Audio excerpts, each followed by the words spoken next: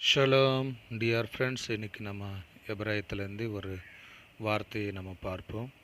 ஆதியாகமம் 12ஆம் அதிகாரம் 3ஆம் வசனத்தில், உன்னை ஆசீர்வதிக்கிறவர்களை நான் ஆசீர்வதிப்பேன் அப்படின்ற வார்த்தை இருக்குது. அந்த ஆசீர்வாதம் என்ற வார்த்தைக்கு பராக் என்று பொருள்.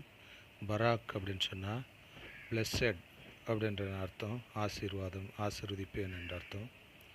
ஆனால் அந்த எபிரேய வார்த்தையில் அதோட கூட 2 எழுத்துக்கள் சேர்க்கப்பட்டிருக்கிறது. வாவ் ஆலேஃப் சேர்க்கப்பட்டிருக்கிறது. வாவ் ஆலேஃப் பராக்கா அப்படின்னு இருக்குது. அப்படின்னு சொன்னால் வஆ பராக்கா அப்படின்னு அர்த்தம். வஆ பராக்கா அப்படின்னு சொன்னால் நான் ஆசீர்வதிப்பேன். அது ஃபியூச்சர் டென்ஸில் இருக்கிறபடினால நான் ஆசீர்வதிப்பேன் என்று ஒரு பொருள் வரும். அதனால்தான் ஆசீர்வதிப்பேன் என்ற வார்த்தைக்கு பராக்கா அப்படின்றது பொருள்.